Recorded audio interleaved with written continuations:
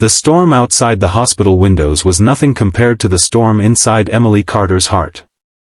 She stood in the dim hallway of Ridgeview Medical Center, the sterile scent of disinfectant mixing with the cold trembling in her chest as she stared at the red surgical notice glowing above the operating room. The decision she'd made only hours earlier still felt unreal, almost reckless, but something deep inside her had insisted she follow through. She had signed her name on the donor papers for a man she had never spoken to, never known, and never imagined would change her life forever. His life depended on a kidney, her kidney. And she had given it without hesitation, without knowing the truth about who he really was. Before the story continues, if you believe in kindness, humanity, and second chances, please take a moment to like, comment, share, and subscribe. It truly helps the channel grow and supports more stories like this. Emily had always been the kind of nurse who went beyond her duties. She wasn't wealthy, she didn't come from privilege, but she carried something far more valuable than money, an unshakable compassion. She worked long shifts, often double, in one of the busiest hospitals in New York, juggling bills, a tiny apartment, and the shadow of her mother's medical debts. Kindness was her compass, even when life felt unfair. The patient whose life she was saving that night had been admitted silently and urgently 2 days earlier. His chart had no name, only John Doe, with the highest level of confidentiality Emily had ever seen. A security team guarded the door. He was in his early 30s, unconscious, hooked to life-supporting tubes, his condition rapidly deteriorating. His kidneys had failed without warning, and every hour pushed him closer to the point of no return. But what struck Emily wasn't the mystery surrounding him, it was the loneliness she saw in him even while he was unconscious. There were no visitors. No family. No flowers. No one to hold his hand.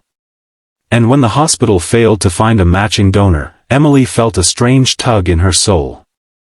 She quietly got tested. As if fate had already scripted it, she was a perfect match. No one understood why she said yes so quickly, not her colleagues, not her supervisor. But she had looked at the man on that bed and felt a truth she couldn't explain: his life mattered. Even if she didn't know his story.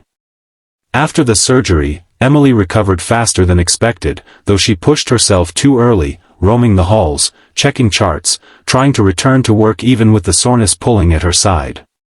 She avoided asking about him, it wasn't her place, but she quietly stopped outside his recovery room more times than she cared to count, peeking through the window to see if he was awake. On the 4th morning after surgery, sunlight streamed softly through the blinds as she arrived for her shift. She paused for a moment as she noticed something different, a bouquet of white lilies resting on her station desk with a card that read, "To the angel who saved me." Gee. She blinked in confusion, wondering who it could be from. Hours later, while updating patient files, she heard a low voice behind her. "You must be Emily Carter." She turned, and froze. The man standing before her was nothing like the pale, fragile patient she had seen lying unconscious barely a week ago. He was tall, with dark hair, strong features, and a gaze that carried both gratitude and sorrow. He wore a simple gray sweatshirt and hospital pants, but there was something refined, powerful, and almost intimidating about him. Something she couldn't place at first. "I'm Gabriel," he said softly.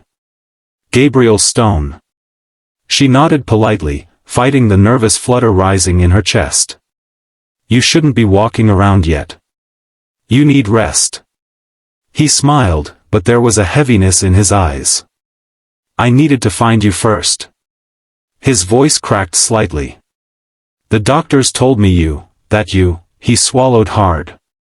"Why would you do something like that for a stranger?" Emily looked down.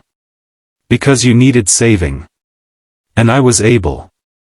That's all." He studied her for a long moment, something unspoken stirring behind his eyes, something she didn't understand yet. "Thank you," he said quietly. "You gave me more than life. You gave me a chance." From that day forward, Gabriel visited the hospital again and again, long after his discharge. Sometimes he brought coffee. Other times he simply stood in the hallway waiting to say hello. There was a gentle warmth in his presence, as if he wanted to repay a debt he didn't know how to repay. But Emily noticed something else about him too, an unmistakable loneliness that lingered behind his charming smile. She found herself wanting to understand him, to see beyond the surface of the mysterious man whose life she now shared in the most literal way possible. Weeks passed. Their conversations grew deeper, more personal. But still, Emily did not know who he truly was, not until the morning she stepped into the hospital cafeteria and saw Gabriel on the news displayed on the overhead screen. Billionaire CEO Gabriel Stone wakes from near-fatal collapse. Sources reveal he was saved by an anonymous donor. Emily's entire world froze. The man she had donated her kidney to, the man she spoke to every day as if he were just another ordinary patient, was one of the wealthiest and most influential men in the country. Gabriel Stone, owner of Stone Technologies, a company so massive she had only ever seen it on billboards. She felt her knees weaken. The cafeteria noise blurred. She set down her coffee and rushed out, not wanting him to see her reaction. Her hands shook as she tried to understand the impossible truth. She had given a part of her body to a man who lived in penthouses and was escorted by security teams, a man who owned private jets and million-dollar suits. A man who was completely out of her world. Later that afternoon, Gabriel found her in one of the supply rooms, restocking gloves with trembling fingers. "I assume you saw the news," he said gently. Emily kept her eyes fixed on the shelves. "Why didn't you tell me?" "Because I didn't want you to see the CEO," he whispered. "I wanted you to see me." Her heart pounded painfully at the rawness in his voice. She shook her head. "Gabriel, we come from different worlds. I'm just a nurse who rents a room above a grocery store. You're the only person who's ever looked at me like I'm human," he said. "Not a company. Not a brand. Not a bank account. Just a man who needed help."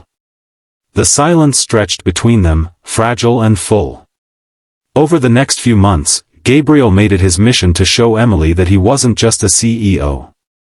He invited her for walks in the hospital garden on her breaks, bringing her tea and sitting beside her on the wooden benches as he learned her dreams and fears.